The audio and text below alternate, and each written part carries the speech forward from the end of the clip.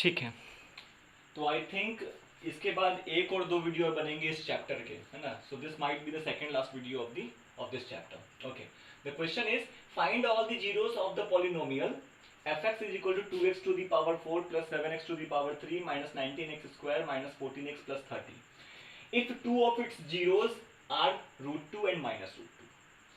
मैंने याद हो बताया था क्यूबिक अगर होता तो या तो एक जीरोस देता या तो दो भी दे देता. ठीक है, अगर एक देता तो दो निकालने के लिए बोलता, दो देता तो एक निकालने के लिए बोल देता. ठीक है, लेकिन अगर बाई क्वाड्रेटिक होगा, लाइक इन दिस क्वेश्चन, अगर बाई क्वाड्रेटिक होगा, क्वार्टिक अगर होगा, तो मैक्सिमम 4 जीरोस होते हैं, मैक्सिमम 4 जीरोस होते हैं. ठीक है, तो आपको कम से कम 2 जीरोस तो देगा ही देगा, कम से कम 2 जीरोस दे देगा. इवन 3 जीरोस भी दे सकता है. तो अगर 2 देगा तो बाकी 2 निकालना होगा, और अगर 3 दे देगा तो बाकी, है ना, जो चौथा बचेगा सो 1 निकालना होगा. तरीका आप समझ लो वही है जैसे करेंगे. जीरोस जितने भी दे दे, जीरोस जितने भी दे दे, पॉलिनोमियल में जो वेरिएबल इस्तेमाल हुआ है ऑब्वियस सी बात है वो जीरोस उन्हीं के वैल्यूज होंगे. तो x इज इक्वल टू √2 भी लिख लिया और x is equal to minus √2 भी लिख लिया. और जीरोस होते हैं तो उसको भी x is equal to something जो भी दिया होता है x इज इक्वल टू लिख लेते हैं. समझ में आ रही बात ना. जो भी जीरोस है उसको वेरिएबल के बराबर लिख लो. ठीक है, यहां से बनाओ इक्वेशन. ये प्लस में √2 जाएगा तो माइनस में √2. ध्यान से बात समझना. ठीक है, x is equal to sorry, ठीक है, x is equal to plus √2 है, इधर आएगा तो x minus √2 is equal to 0 हो जाएगा. यहाँ पे x is equal to minus √2 है तो क्या हो जाएगा, x plus √2 is equal to 0. Equation 1 बोल दिया, इक्वेशन 2 बोल दिया. और कोई होता तो इक्वेशन 3 हो जाता. बढ़िया. जितने भी इक्वेशन बनेंगे सभी को आपस में कर लो मल्टीप्लाई. जब भी एक से अधिक जीरो देगा तो आपके पास एक से अधिक इक्वेशन आएंगे, है ना. जो भी आएगा इक्वेशन सबको आपस में मल्टीप्लाई कर लो. यहाँ पे दो ही इक्वेशन आए तो दोनों को मल्टीप्लाई कर लेंगे. अगर तीन आते तो तीनों को मल्टीप्लाई कर लेते हैं. और अगर सिंगल होता तो हम मल्टीप्लाई करने की आवश्यकता नहीं थी, सीधे डिवाइड कर लेते हैं. तीनों को, दोनों जितने भी आए आपके पास इक्वेशन सबको मल्टीप्लाई कर लिया. तो एलएचएस एलएचएस से आरएचएस से मल्टीप्लाई हुआ. x minus √2 into X plus √2 is equal to 0. Obviously बात है. सॉल्व किया कितना आएगा, X square minus 2 is equal to 0. अरे a minus B into A plus B तो क्या हो जाएगा, a square minus B square. ठीक है, अब जैसे ही इससे पहले वाले वीडियो में बताया कि जैसे ही समथिंग इज इक्वल टू 0 है, इसका मतलब ये जो रिजल्ट आया है this must be the factor of fx. जो भी fx दिया उसका फैक्टर होगा, क्योंकि तभी तो इक्वल टू 0 हो रहा है. समझ में आ रही बात, क्योंकि तभी तो जीरोस निकलता है. जीरो से इक्वल होने के बाद तो ही जीरो निकलता है, जीरोस निकलता है. तो जो भी हमारे पास आया रिजल्ट वो fx का फैक्टर होने वाला है.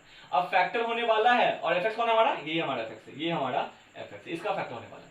तो फैक्टर होने वाला, अब इधर आ जाओ, है ना. फैक्टर होने वाला है तो इसको इससे डिवाइड कर सकते हैं, रिमाइंडर 0 आएगा. तो हमने इस पूरे पॉलिनोमियल को इससे डिवाइड करा.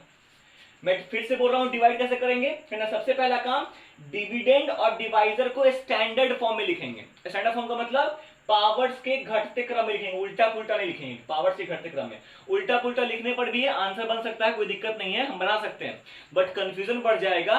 प्रैक्टिस का खेल है ये, है ना. अगर आप नए हो, ठीक है, और हम तो यही कहेंगे कि क्लास 10 के बच्चे इसको जैसे बोल रहा हूं वैसे ही बनाइए. कैसे, पावर्स को घटते क्रम में लिखिए और तब डिवाइड कीजिए. आसान रहेगा, गलतियां नहीं होंगी, बिल्कुल गलती नहीं होगी. ठीक है, चलिए.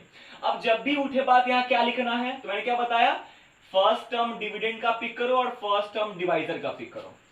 डिवाइजर से डिविडेंड तक पहुंचना है तो पहले सिंबल पे देखो, नंबर पे देखो, तब अल्फाबेट पे. सिंबल यहाँ प्लस है और यहाँ प्लस चाहिए, प्लस से प्लस पे पहुंचना है तो ऑब्वियसली बात है प्लस से मल्टीप्लाई करेंगे. सोचेंगे हमेशा इनटू में. डिवाइजर से डिविडेंड तक जाना है लेकिन सोचेंगे इनटू में. तो प्लस इनटू व्हाट, प्लस देने के लिए तो प्लस. फिर यहाँ 1 है यहाँ 2 है तो 1 इंटू व्हाट, 2 आने के लिए तो 2. x पे पावर 2 है और x पे पावर 4 चाहिए तो 2x की कमी हो रही है तो x पे पावर 2 डाल दिया. ठीक है, जैसे ही लिए गए नंबर जिसको आपने रेफरेंस में लिया था उस पे काम होते ही आपको नंबर मिल जाएगा. जैसे उसके सिंबल पे, नंबर्स पे, अल्फाबेट पे काम हो गया मतलब आपको नंबर मिल गया. अब जो भी लिख लिए हो आप उठाओ, इन सब से यहाँ जो है सबसे मल्टीप्लाई करना. इससे भी करेंगे और इससे भी करेंगे.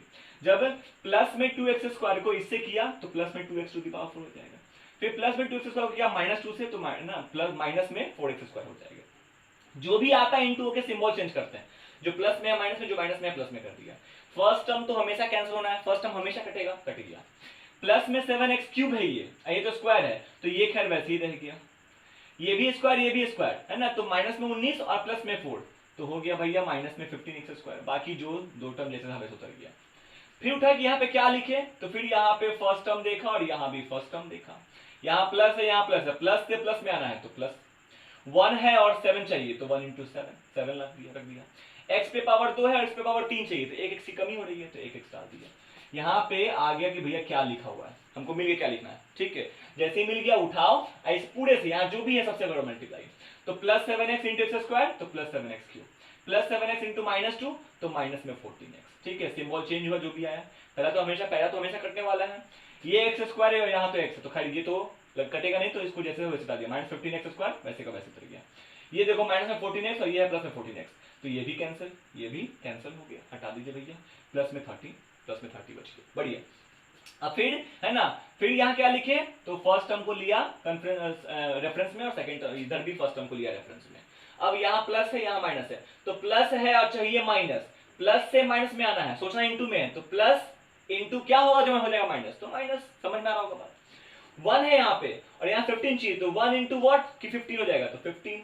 x पे पावर 2 है और x पे पावर 2 ही चाहिए था, मतलब हमको वेरिएबल की कोई कमी नहीं है, छोड़ दिया, ठीक है। हमारे पास नंबर मिल गया माइनस में 15। अब जो भी मिला उसको मल्टीप्लाई करो, -15 प्लस में x² तो -15x², -15 -2 तो प्लस में 30, सिंबल चेंज किया, सब कट के रिजल्ट खत्म। ये बात समझ में आई, ठीक है। अब फिर जब भी डिवीजन होता है, ठीक है, मैंने जो डिवीजन का तरीका बताया इससे पहले वाले वीडियो में मैंने बताया और कुछ वीडियोस पहले भी मैंने समझाया, डिवीजन तरीका, डिवीजन आना चाहिए, ठीक है, क्लियर है। From division lemma, from division, जब भी डिवाइड होता है तो डिवीजन लेमा लग जाता है। डिवीजन लेमा मतलब dividend is equal to divisor into quotient plus में रिमाइंडर 0 है यहाँ पे, तो +0 लिखो या फिर क्या फर्क पड़ता है, ठीक है, बढ़िया।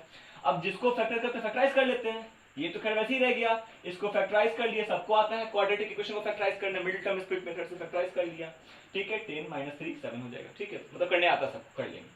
फिर कॉमन ये हो गया a² - b² तो क्या हो जाएगा a - b × a + b, इसमें से है ना 2x कॉमन निकाला, फिर उधर से -3 कॉमन निकाला, फिर ये तो खैर वैसे ही रह गया, इन दोनों में से फिर x + 5 कॉमन निकल गया तो क्या हो जाएगा 2x और -3 बच गया। आई थिंक ये बात सबको समझ में आ रही होगी, ठीक है। ये फिर मैं बोलूं कि ये सब मैंने क्यों किया, क्योंकि बहुत सिंपल है, जीरोज निकालना है तो पॉलिनोमियल को लीनियर में कन्वर्ट होना चाहिए, लीनियर में कन्वर्ट कर पाएंगे तभी हम जीरोज निकाल पाएंगे। तो ये सारा तामझाम किस लिए है, ताकि हम पॉलिनोमियल्स को लीनियर में कन्वर्ट कर दो। चला गया लीनियर में, जहां भी x दिख रहा है सबके पावर में 1 है, इसका मतलब अभी ये लीनियर में चला गया है बेसिकली एक बाई क्वाड्रेटिक, लेकिन दिख रहा है हमको लीनियर फॉर्म में, मतलब लीनियर फॉर्म में कन्वर्ट हमको कर लेना है, ठीक है, बढ़िया।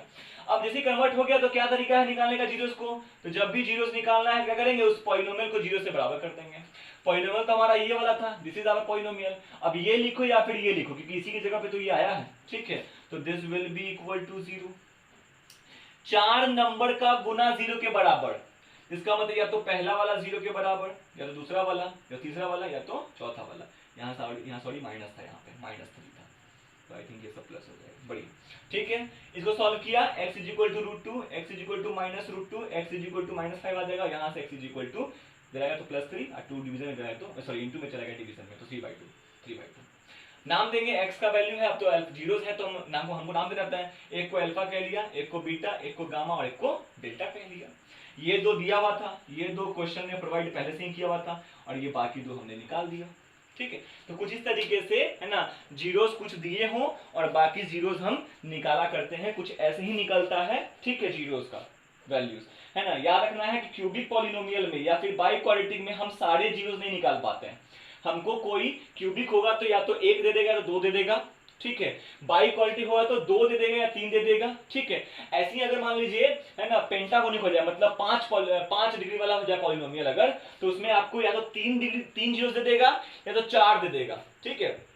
इस तरीके से आप निकाल पाओगे, हालांकि 5वें तक पूछा नहीं जाएगा, मैक्सिमम बाई क्वाड्रेटिक तक दिया गया है, क्वेश्चन से पूछा गया है, ठीक है, इसलिए मैंने यहाँ तो समझा दिया है।